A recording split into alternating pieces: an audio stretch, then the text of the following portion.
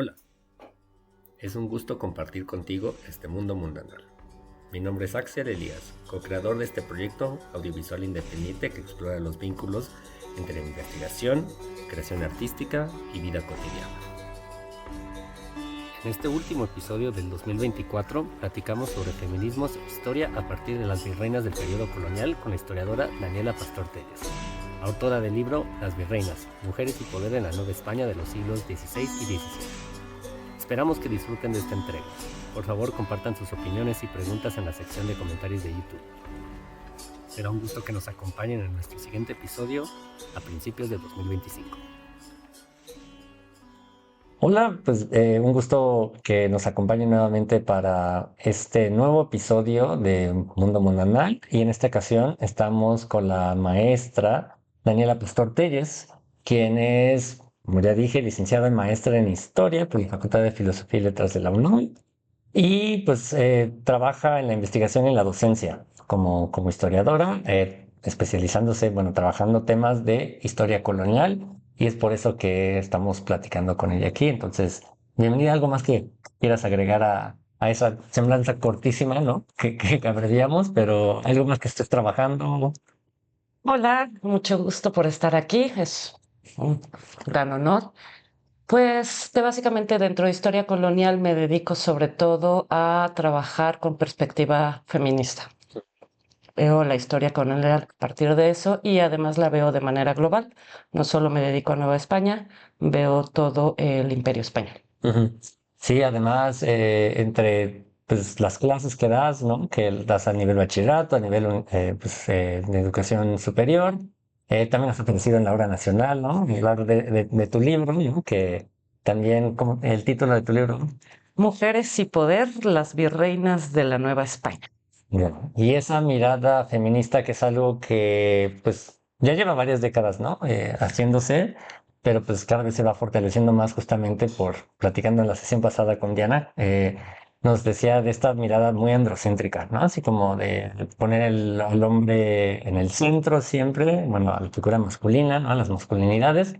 Y entonces, de ahí es donde estás reaccionando para, bueno, un poco posicionándote más que reaccionando en torno a tu trabajo como historiadora. Un poco sí, nació sí de una reacción, no tanto a cómo estaba masculinizada, sino a la necesidad de sentir propia la historia. Ujú. Entonces sí es una reacción a la masculinización de la historia y ya como un posicionamiento político e historiográfico. Sí vino años después de estarme formando con teoría feminista y poder superar el trauma académico de poder decir que hago perspectiva feminista y no tener que decir que hago historia de las mujeres, Ujú. porque no es lo mismo. Yo de hecho trabajo hombres y mujeres, entonces hago con enfoque de género, pero lo hago con una perspectiva en donde las mujeres tienen un papel no solo preponderante, sino además activo y propio, hacer su historia propia, no pensando en código masculino. Bueno, eso es lo que intento. Y justo como comentaron, pues sí, sí soy parte de esa arqueología más bien genealogía feminista. Estoy formada con historiadoras feministas, tanto que he conocido como por lecturas. Bien que mal nos hemos ido construyendo a partir de leernos a nosotras mismas y eso es como un gran trabajo. O sea, leernos entre mujeres. Rara vez pasa.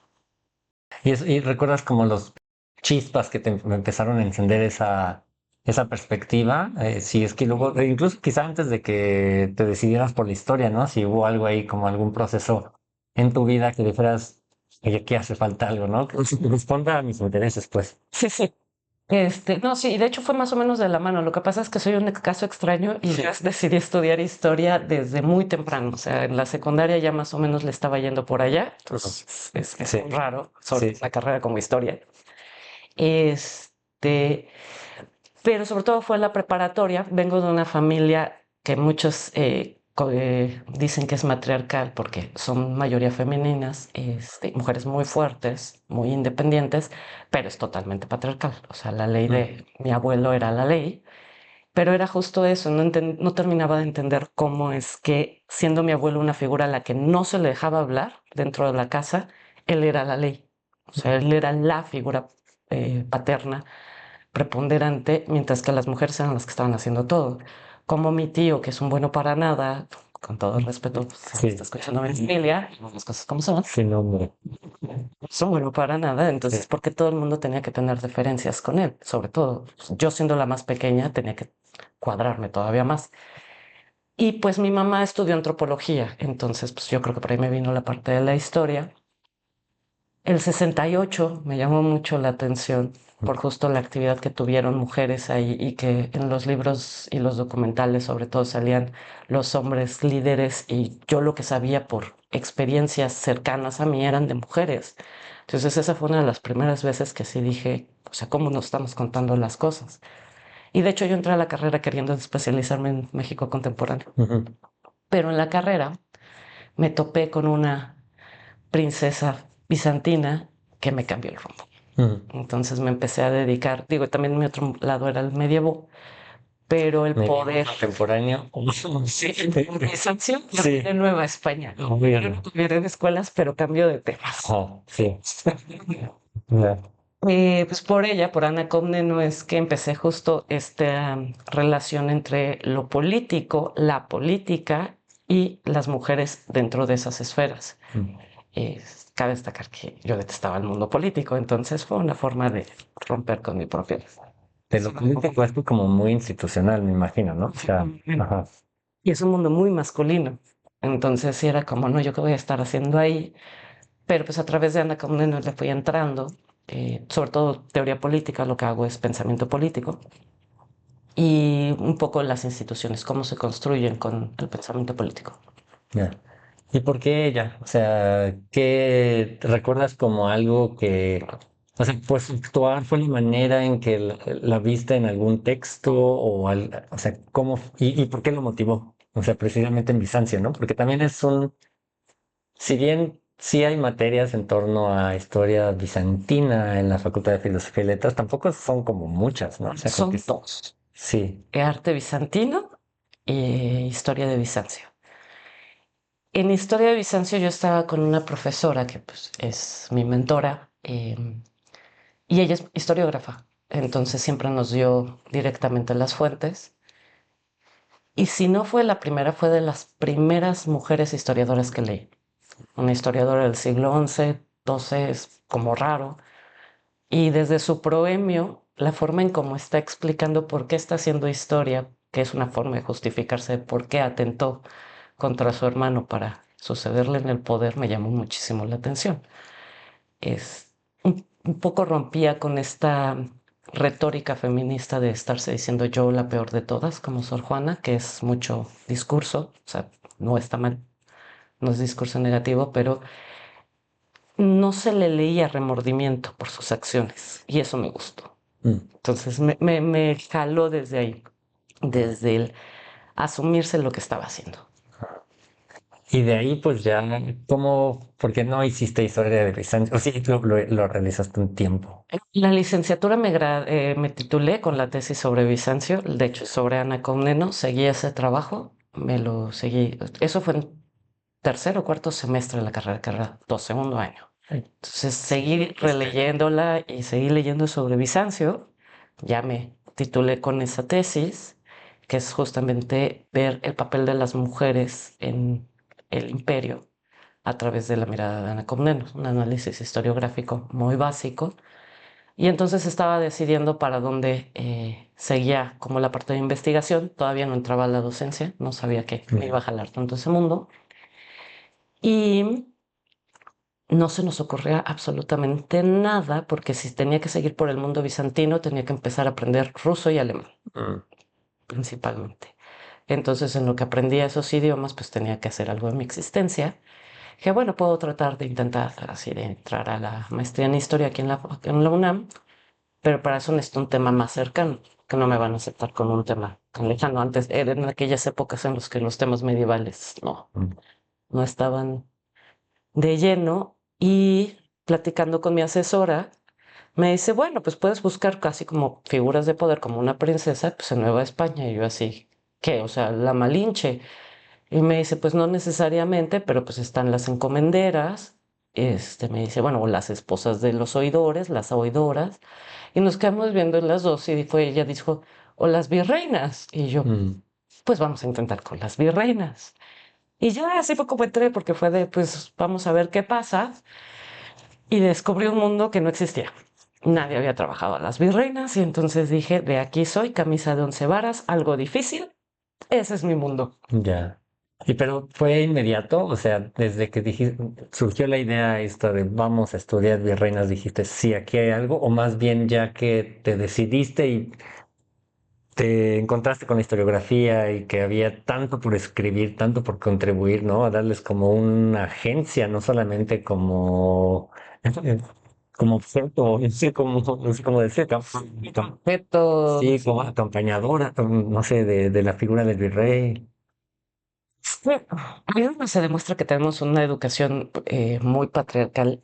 Fue una, ver la historia de las mujeres muy fácil. O sea, cuando vi que era camisa de 11 varas y que ya me había clavado, fue ya mucho, unos meses después. Pero cuando empecé para armar el proyecto, yo sí decía, bueno, pues así, unas crónicas, seguro está la documentación en el archivo con las cartas de los virreyes, ya muchas están paleografiadas, la vida es fácil y seguro hay un montón de bibliografía porque pues hay mucha historia de las mujeres, ¿no? Entonces ahí tienen que estar las virreinas. Y Sor Juana, ¿no? Dices, sí, Sor Juana, sí. Tan así que pues justamente el marco temporal que le puse fue de pues, todo el siglo XVI y XVII. Sí, bastante amplio, ¿no? Bastante amplio, porque yo decía, no, es que voy a encontrar tantísima información que necesito algo muy general para presentar un panorama completo. Hoy lo usé yo porque empecé a leer y era de, todo el mundo me recomendaba el libro de Sara Sefcovic, La suerte de la consorte, estaba un poco de moda en esa época, pero pues claro, Sara Sefcovic es una periodista que se había dedicado a ver la vida de Marta Sagún. Entonces a lo mejor en esa parte está muy bien documentado, pero su parte histórica es dramáticamente mala. Mm, La parte de las virreinas de 2 siglos y medio de historia se reduce a página y media. Uh. Las mujeres de los Tlatuanis es la Malinche, que no fue mujer de ningún Tlatuani, entonces mm, por eso en todo lado lo podemos ver. Hija de un señor, sí. mm, Eh, entonces fue de, si es esto lo que hay, y esta mujer solamente refiere a Riva Palacio como su única fuente, o sea, o su fuente central, me voy a leer a Riva Palacio, y Riva Palacio pues es historiografía decimonónica, mm. mucha anécdota, está súper divertido como plática de cena simpática. Si fue, es que esto no me está diciendo nada.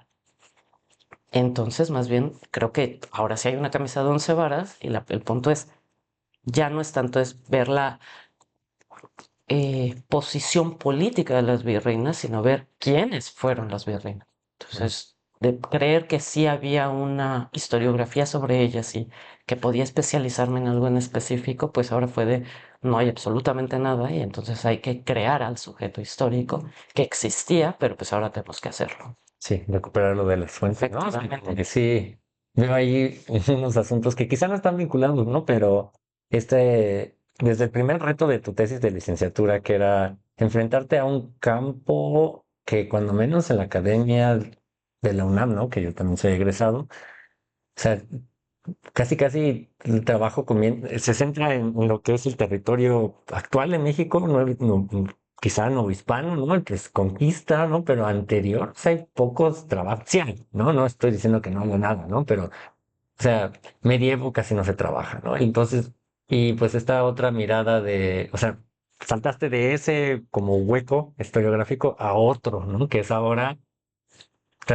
bueno, estudiamos las virreinas como agentes, ¿no? Como personas y con función, y eso pues te trajo otros retos bien interesantes, ¿no? Que ahí las preguntas, y de dónde, o sea, si no hay tanta historiografía, o la historiografía que hay es muy pobre y no te va a resolver las preguntas de investigación que tienes, y también las fuentes quizá no es tan fácil como, o sea, ya cuando alguien abre el camino, como que es Sí, relativamente menos complicado ir buscando por dónde, ¿no? Pero ahí fue como todo un reto, supongo. Es decir, órale. cómo enfrenta esto, ¿no? Entonces, ¿cómo fue para ti ese? Gran ejercicio para formar a alguien en historia, sinceramente, porque también estamos ya tan acostumbrados a tanta texto que tenemos y tanto acceso a los archivos que lo vemos súper fácil y no dimensionamos la problemática que es. Una de las ventajas que tuve es que mi asesora, que también fue mi asesora en maestría, Clara Ramírez, en ese momento ya estaba entrándole al mundo de los archivos, entonces también me estuvo dotando de herramientas para entender los archivos. Y eso es algo que creo que sí carece la carrera de historia en el escolarizado de la UNAM. Y hasta hace poco, yo espero que lo siga manteniendo, por ejemplo, el SUA en la UNAM también, pero hasta donde sea, Catlán no lo tiene y no lo tienen casi ninguna de las otras carreras en provincia, Mm, que es dar esa formación a las y los historiadores de cómo funciona un archivo, que mm, es fundamental, pues básicamente eso nos dedicamos. sí. Entonces, fue gracias a ella que ella trabajando en el ISUE y como el ISUE tiene bajo su resguardo el archivo histórico de la UNAM, que fue que le fue entrando a eso, y fue ir entendiendo cómo entonces repensar el archivo para encontrar a quien no está. O sea, porque claro, si revisamos las fichas catalográficas no hay virreinas, no hay mujeres, son poquísimos los nombres que hay. Mm, Y porque teníamos justo un ejercicio con el que empezó el grupo de estudio de investigación que ella lleva, escritos de mujeres, que fue la cosa más boba del mundo, trabajo de primer semestre de licenciatura, que es, bueno, vayan y al archivo que quieran y encuentren un documento escrito por mujer. Así, simple y básico. Por el catálogo, empezar por el catálogo y es que no hay nada, pero claro, hay un montón de textos que no sabemos realmente de quién son, quién los produjo. Hay textos que se les atribuyen a hombres, a pesar de que esté la firma de la mujer. Entonces fue ir viendo, no, o sea, no quedarnos con la mirada de quien catalogó, sino empezar a buscar los documentos e ir muy lento, es muy tardado, pero es de las cosas más divertidas como historiador. sí. Ir pues revisando y peinando y poquito a poquito. Y justamente yo lo que tuve que hacer es volverme una historiadora más institucional, en términos de entender la política institucional, y revisar todas esas fuentes que habían trabajado para los virreyes, pero ahora pensando en sus esposas. Y lo primero que se tiene que hacer en ese caso es entender quién es tu sujeto histórico, darles nombre. Entonces, el primer problema fue para poder reinterpretar el catálogo, tengo que ver quiénes eran. Y ahí entré a un mundo muy poco utilizado por las demás personas, porque bueno, estuvo muy de moda en aquella época y ahora ya es usual el hacer prosopografía. Me parece fundamental y entonces dije, bueno, por la parte prosopográfica voy a entrar, pero como no había nada, tuve que entrar por la genealogía. Mm, Para poderlas encontrar, pues encontrar los árboles genealógicos de los virreyes para ver con quiénes se casaron y con eso ya empezar a tener las familias y los nombres de ellas, mm, lo cual es muy difícil en una época en donde no hay organización en los apellidos y todo el mundo se casa con la prima y la sobrina y la tía y ujú, todas se llaman igual. ya. Uy, eso sí es como todo un reto ir a esta historia más tradicional, ¿no? Y genealogía que quizás es como de las, pues, no sé si más antiguas y más Como si eran las más tradicionales y ah, conservadoras. conservadoras, ¿no? Que implican eso, ¿no? Precisamente lo que estás diciendo, ¿no? Y justamente yo creo que ahí es un primer filtro, o bueno, hay como varios filtros, ¿no? El filtro ese de patriarcal de cómo se organiza una familia y cómo se deja registro de familia. El otro es cómo la persona que organiza el archivo generalmente replica esa dinámica de, o sea, no solo la existente, sino del el proceso en el cual se empieza a clasificar el archivo, ¿no? Y después de cómo las historiadoras, pues, sería un tercer nivel quizá, Sí, en su mayoría hombres, aunque también supongo se replica por mujeres, pues replicar ese sesgo que ya que se va a ir reproduciendo, ¿no? Entonces, como decía, es ir luchando contra corriente en esos tres, bueno, menos esos tres niveles, ¿no? Entonces, que fueron los que me fui dando cuenta en ese momento, mm, o sea, también, ahorita porque ya tengo muy analizado mi propio proceso, en gran parte para entrar a la investigación de doctorado tuve que hacerlo y sacar el libro, justamente eso fue lo otro que me hizo darme cuenta de cómo fue mi proceso. pero estoy segura que hay varios procesos más a contracorriente que tuve que hacer que no he logrado concientizar. Ajá. Tengo una ventaja que no tienen los del siglo XX, a pesar de que es desventaja. O sea, de principio esta cuestión de que los apellidos estén mezclados y que no haya orden, a la vez fue una ventaja porque la mirada familiar patriarcal sí está en la genealogía, pero en la primera modernidad, casi como en el mundo medieval, como es tan importante cualquiera de los dos lados familiares y depende de lo que quieras heredar o dónde te quieres posicionar socialmente, muchas veces los apellidos que van a resaltar son los de la línea materna. Mm. La gente en el siglo XV, XVI, XVII no negaba su apellido materno.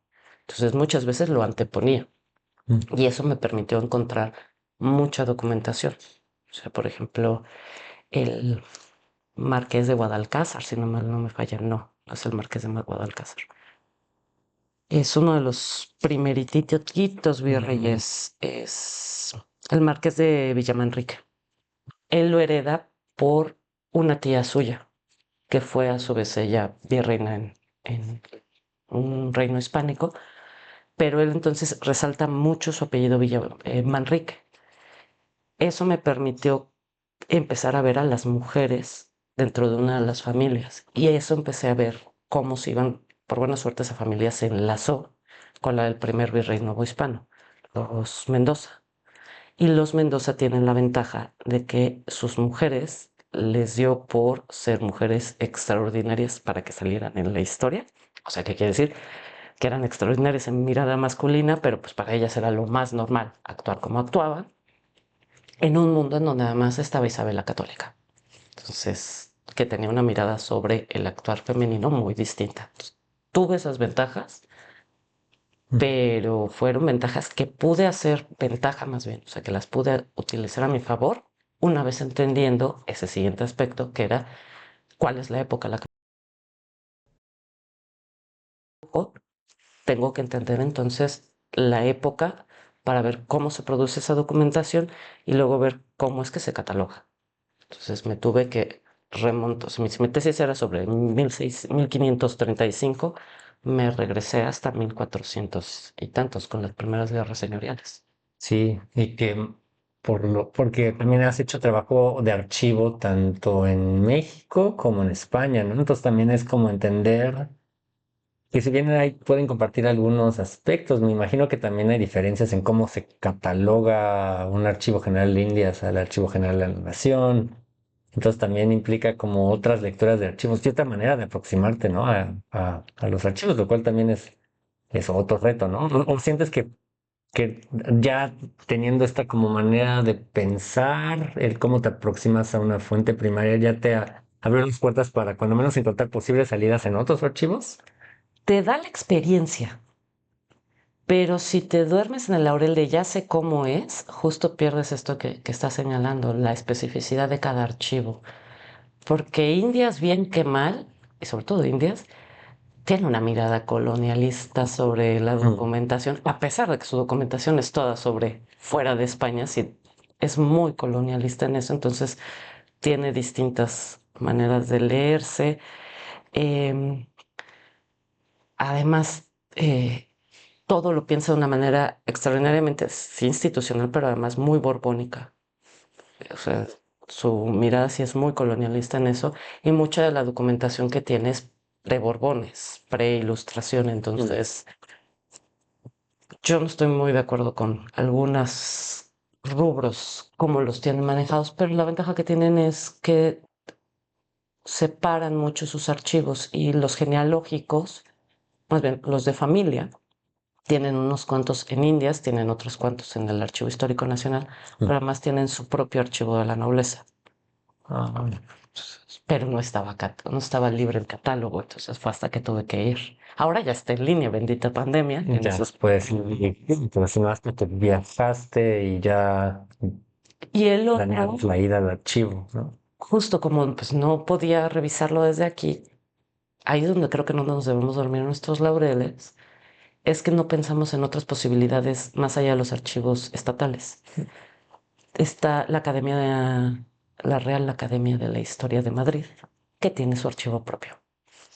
Y ese archivo, en términos de genealogía, es increíblemente rico. Y ese sí en genealogía, porque no son papeles familiares. Tiene papeles familiares, tiene cartas, sobre todo, pero sobre todo tiene la documentación de uno de los primeros genealogistas del siglo XVII. Entonces son todos sus papeles y él era el cronista de la corte. Entonces, uff, hay para dar y recibir pues, en ese archivo, pero claro, nadie lo ve porque pues no es una posibilidad. Y como ese también pues están los archivos universitarios.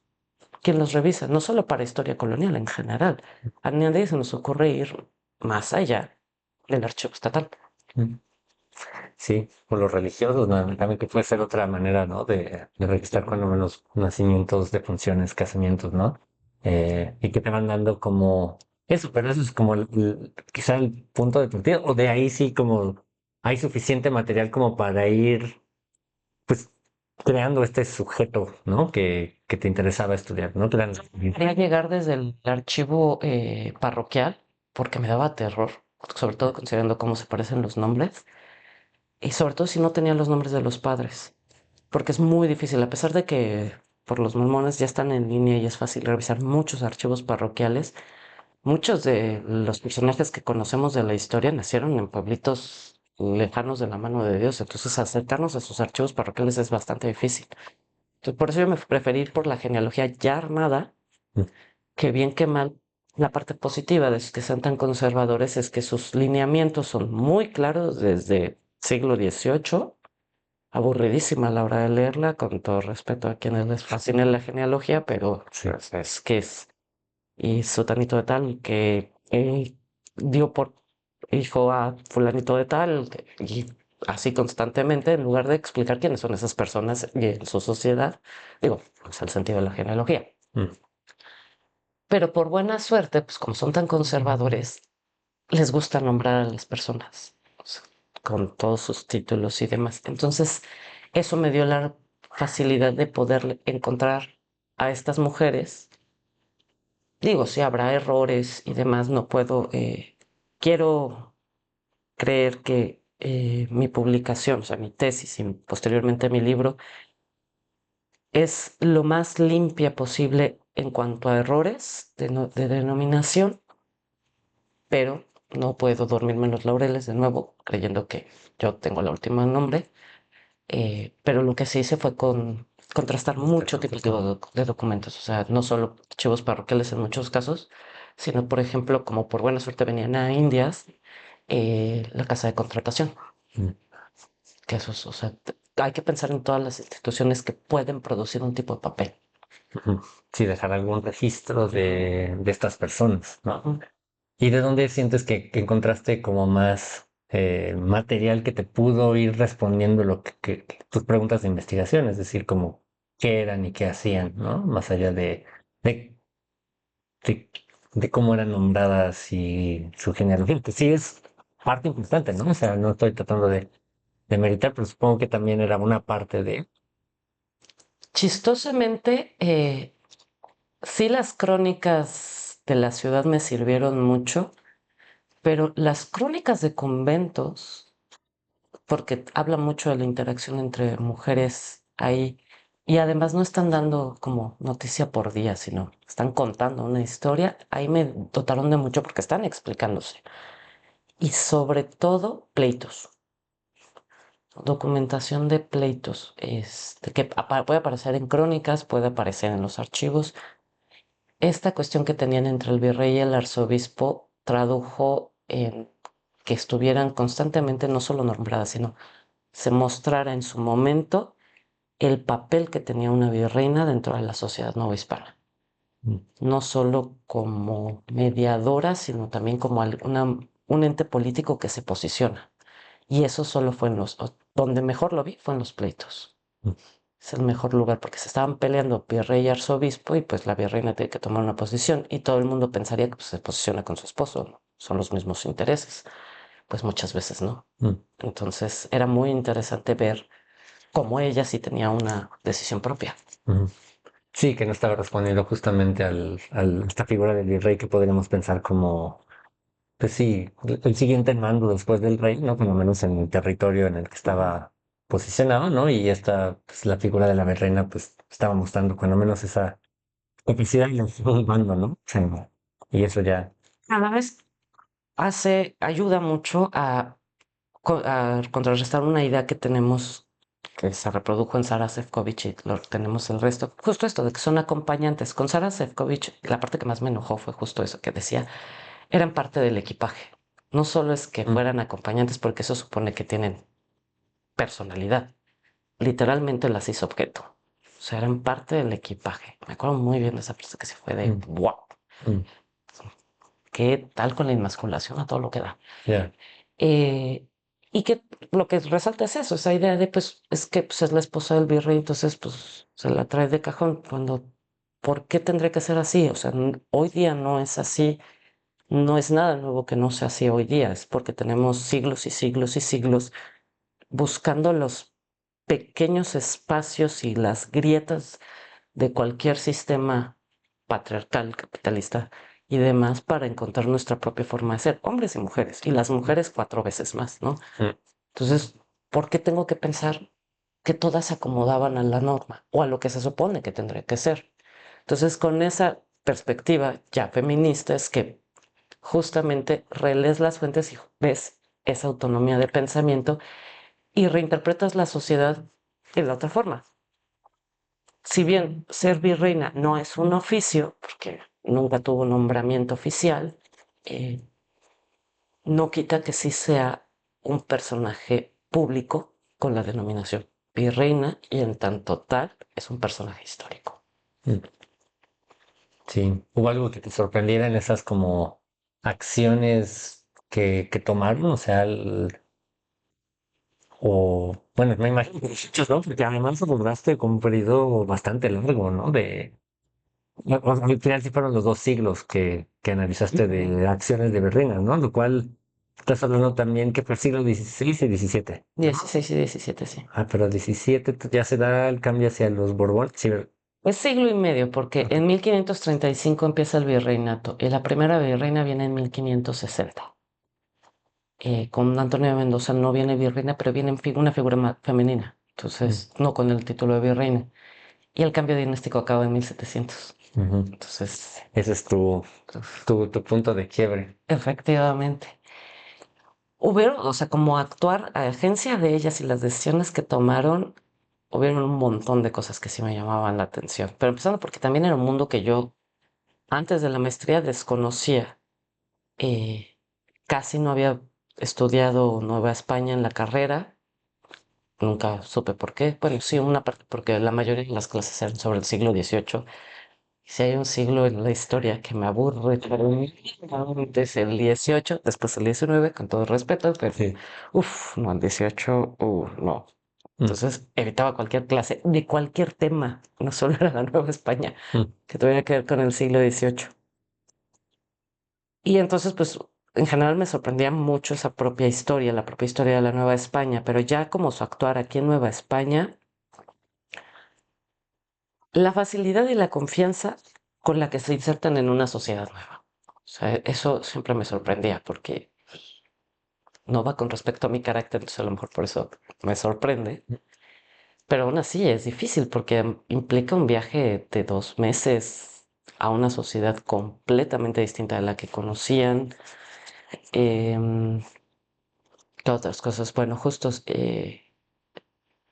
cómo eh, se ponían en contra de figuras tan fuertes como el arzobispo o el virrey de una manera políticamente muy sensata, muy diplomática. Rara vez las ves justo como rompiendo con esta figura femenina que debe ser sumisa y abnegada y demás. O sea, no dan esa imagen de sumisa y abnegada, pero tampoco van en contra de el patriarca. Entonces lo que saben es navegar, son muy diplomáticos. ujú.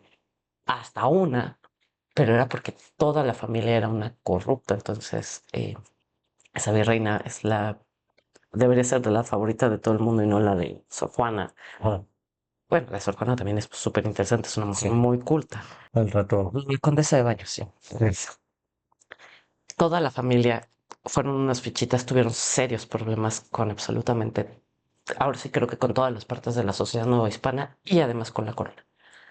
Porque fueron una bola de corruptos, además se vinieron con toda la familia, o sea, los hijos mayores ya casados, el primogénito ya casado, se vino con su esposa, su primer hijo y toda la cosa, y se dedicaron los hijos menores a hacer juergas, a jugar naipes, que estaba prohibido, sobre todo en el palacio estaba prohibido, a sacar monjas de los conventos. Eran unas verdaderas fechitas, eran unos juniors tal cual, porque incluso hacían carreras de carrozas. Bueno, y pues justo la virreina, si bien sí sabe cuál es su papel y lo que tiene que hacer, le parece lo más natural del mundo que sus hijos se comporten como se comportan, porque tiene un pensamiento muy interesado colonialista sobre Nueva España. O sea, ella no lo ve como parte del gobierno, sino de donde va a sacar interés, donde va a sacar algún tipo de ganancia.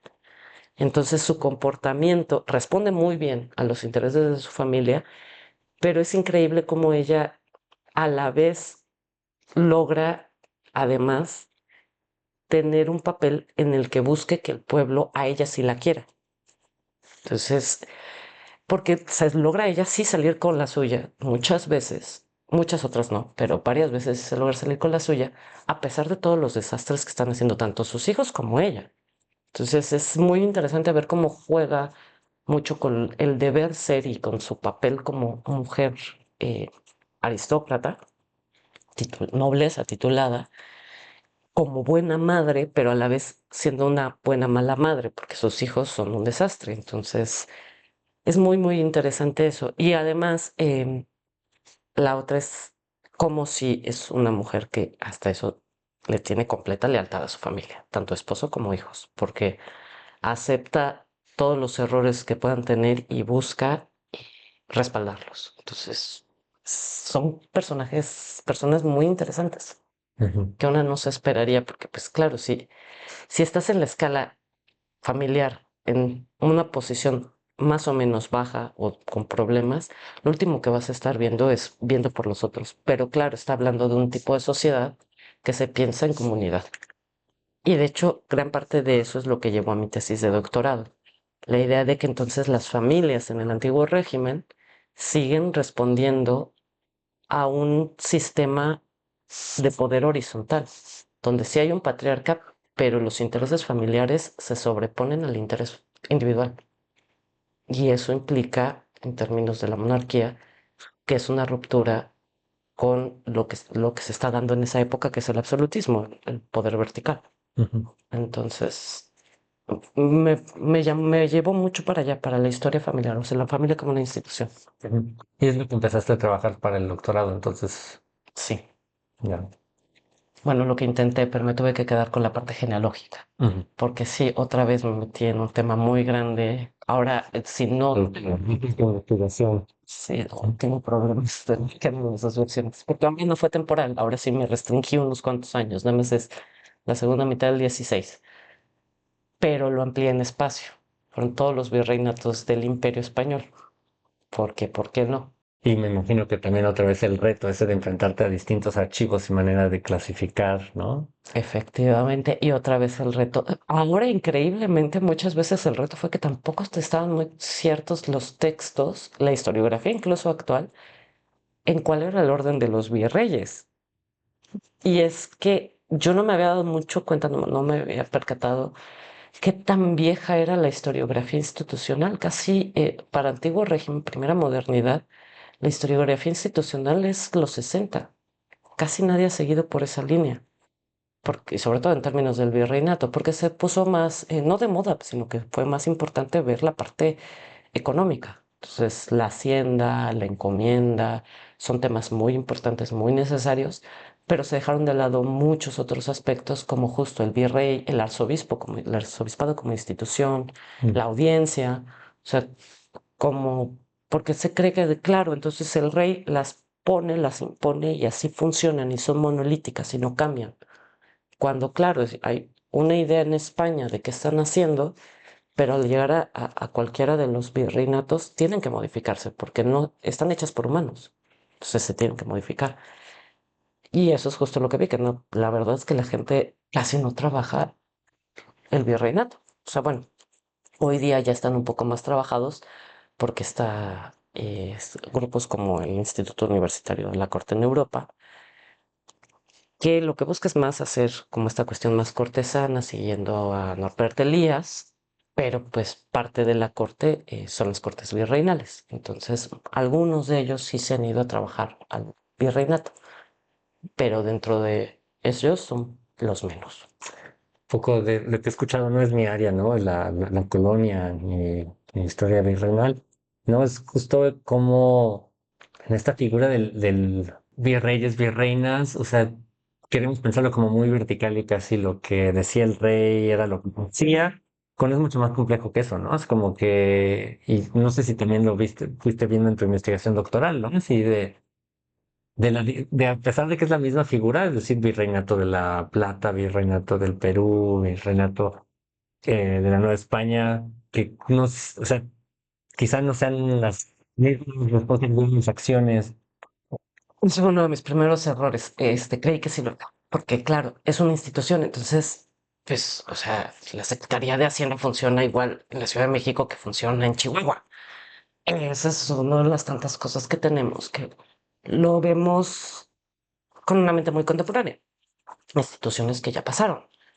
Y resulta que no se parecen. Y entre que no se parecen no solo es las virreinas, sino también las propias atribuciones y facultades que tiene un virrey de manera institucional. O sea, el propio oficio es distinto. En América no se diferencian tanto uno del otro.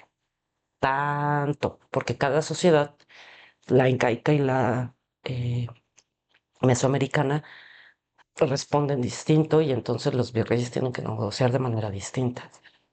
Y por algo a Núñez Vela en Perú, no tanto los incas, pero sí, los conquistadores le terminaron cortando la cabeza, porque no supo cómo hacerse un banco de poder, cosa que Mendoza sí logró hacer.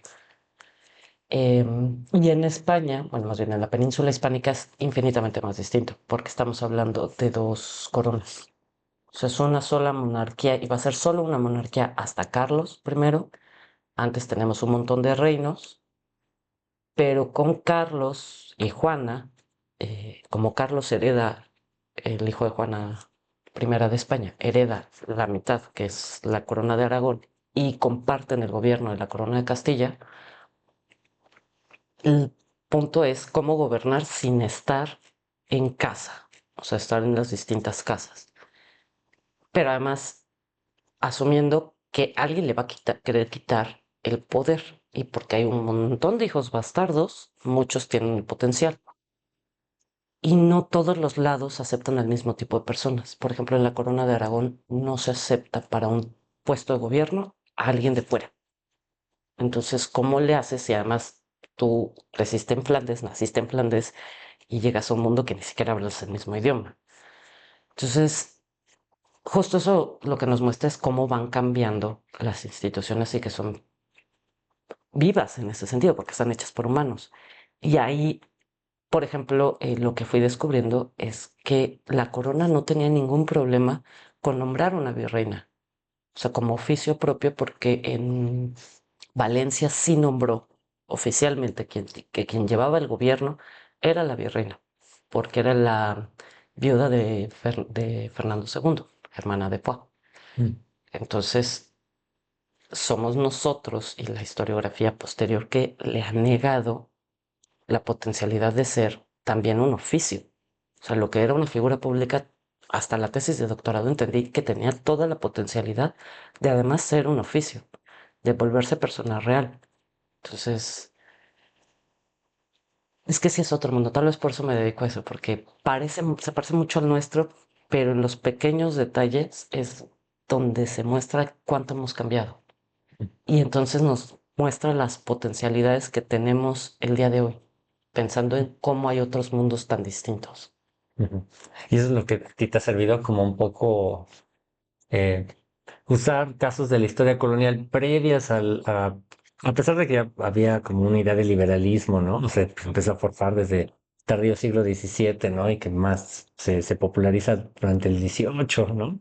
ya pues tiene su aplicación más real, bueno, más tangible en el siglo XIX, eh, pues, o sea, estaba pensando cómo estas ideas pues, del antiguo régimen de alguna manera también nos ayudan a pensar el presente, ¿no? O sea, como no tan un poco quizá manchado por el liberalismo, sino también pensar otras maneras de organización, ¿no? Otras maneras de pensar relaciones. O sea, sí llegó a hacer ese como un proceso mental que hiciste o que haces con tu continuidad o con qué o cómo te ayuda como a reimaginar lo que vivimos en la actualidad.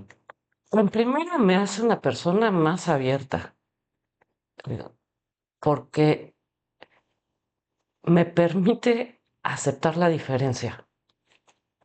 Digo, eso deberíamos hacerlo todos los historiadores, nos dedicamos a épocas que ya no existen, que sean la semana pasada.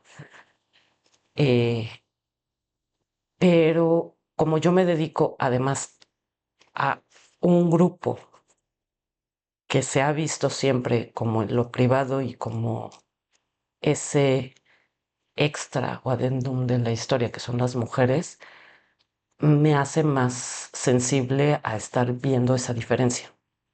O sea, entender cómo funcionaban, cómo se manejaban las mujeres en aquella época que no tienen los mismos elementos que hoy día.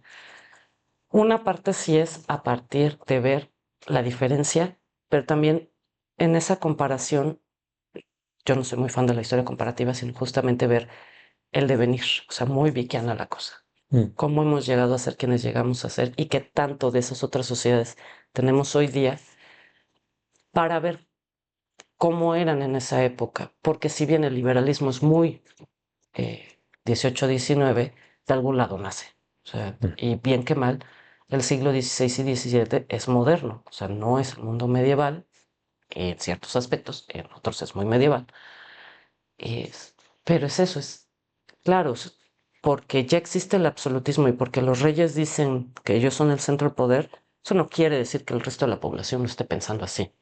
O sea, les hago mucho la broma a mis alumnos de que cuando en el 476 Odoacro tumba al emperador Rómulo Augusto, todos los romanos dicen, oh, ya somos medievales. Pues no, o sea, entonces, así no funciona la historia, así no funciona la sociedad. El punto es ese ver cómo se va convirtiendo en otra cosa y en ese convertirse que se van creando hegemonías y creando paradigmas, ¿qué está quedando al margen y cuáles son las otras posibilidades que están vivas? También bien que mal en eso me influyó mucho el zapatismo, si lo podemos ver, todos los otros mundos que están en este mundo.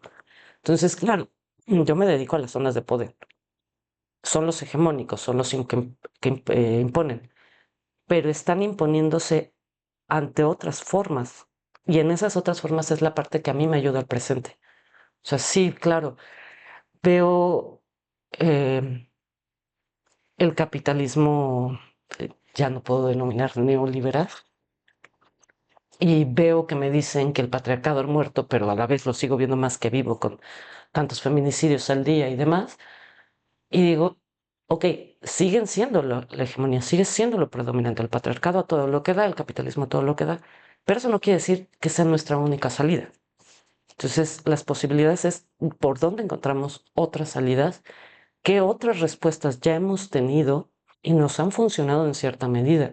Y en gran parte creo que, pues justo, gran parte de mi postura política en la vida viene tanto de una configuración teórica feminista, pero son feministas que fueron encontrando esas mismas respuestas que yo, que es la importancia de la comunidad, de los lazos comunitarios en ese sentido, de la sororidad, de la solidaridad, eh, la importancia de entendernos en la diferencia, o sea, asumir que somos diferentes y que esa diferencia lo que hace es un mundo más rico y no querernos imponer. Entonces, por ahí es donde yo le encuentro la respuesta al presente y es en parte por lo que va el pasado. No es tanto la confrontación, sino la construcción. Esos vacíos que se quedan en la historia, yo creo que están llenos, pero no podemos, tenemos que inventar nuevas formas de investigarlos. ujú. No obviarlo, sino más bien Exacto. ver qué hay ahí, ¿no? ¿Qué hay en esos procesos largos, ¿no? Y creo que ahí las miradas ambiciosos en el buen sentido, ¿no? De querer entender esos procesos largos y no enfocarnos en que también tienen Sí, su riqueza, ¿no? Enfocarte en la especificidad así muy concreta, ¿no? Pero creo que también estos procesos más amplios, ¿no? En relaciones, pues en cómo se va construyendo el género en un periodo colonial, ¿no? Quizá desde la mirada así de las virreinas, pero que te ayuden en otras dinámicas en torno a la organización femenina y o la relación con con el patriarcado, ¿no? Es como algo bien. digo, ya he dicho muchas de mis verdades y una que siempre canto es, si hay un mundo femenino que yo he alucinado toda mi vida es la parte de las monjas. De ahí que también le tuviera mis reticencias a estudiar a Sor Juana. No era por Sor Juana, es la imagen esta de que entonces en el mundo antiguo solo te quedaban dos opciones, o casarte o ser monja. Entonces le tenía mucha reticencia a ese mundo, pero a partir de mis virreinas, pero yo como historiadora, en el mundo en donde me tuve que ir con las personas con las que tuve que ir dialogando y especializando y demás, como yo era la única de mis reinas, pues no queda mucho gente con quien hablar, pues muchas de mis colegas se dedican al mundo monástico, que no tienen eh, la urticaria que me da a mí. Entonces, pues, bueno, primero fue quitarme la urticaria, fue asumir y entender lo complejo que es el mundo monástico femenino y además eso, o sea, que la dinámica que tienen en un mundo de mujeres, pero que está inserto en un sistema patriarcal, es increíblemente diversa y mis virreinas estaban dentro de él. O sea, se manejaban en ese. Entonces, esas redes que hicieron, esa política en femenino, en código femenino, como le dice Luisa Muraro, el ir descubriendo ese código femenino hace que una hoy día diga cuál es mi código femenino y cómo me manejo yo con otras mujeres y en el mundo y en el sistema patriarcal con mis mujeres. Entonces, no es que te traigas lo del pasado, es en el pasado te es más fácil entender el privilegio, entender la dominación, entender la explotación, porque no lo sientes tan propio, entonces no te pega. En cambio, cuando asumes que tú estás golpeada, que tú eres menos en esta sociedad, lo primero que dices es, no, no es cierto. O sea, yo no estoy tan mal. Entonces, es muy difícil aceptar tanto el propio privilegio como la propia Sí, la frente a la violencia. la violencia que vives. Y es más fácil en el pasado. Entonces, lo que también sirve es eso, como espejo para irte dando, viéndote. Pero pues sí tienes que llegar sensible a que las cosas que vas a ver no te van a gustar.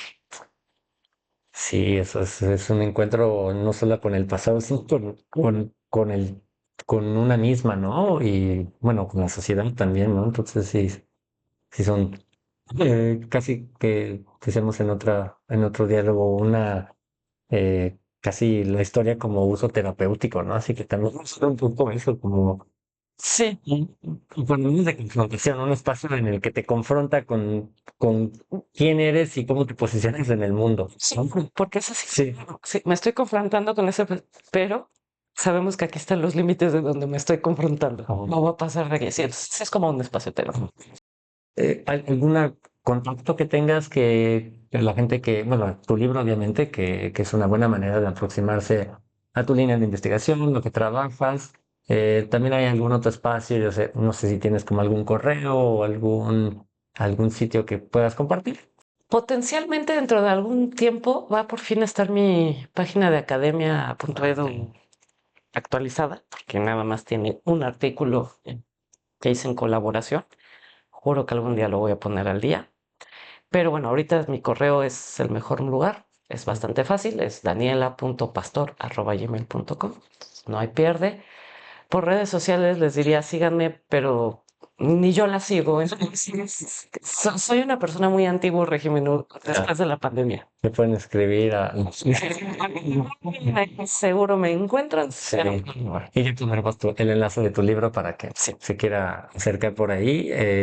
Y pues yo creo que con eso concluimos y pues gracias por una plática bien interesante. No, muchísimas gracias por la Enriquecedora. invitación. Fue un gustazo. Agradecemos mucho su atención por llegar al final de este episodio. Por favor escríbanos en YouTube, ayudarán mucho a que crezca el canal y compartan si es de su agrado. Pueden encontrarnos en redes, en mundo-mundanal, en TikTok, Instagram y Twitter, o contactarnos vía correo electrónico en mundo.mundanal@gmail.com. El tema musical se llama Exploradores y es de Lu Yang Huang. La dirección artística de Augusto Elías. La edición y la coordinación del proyecto, mía, Axel Elías. Muchas gracias.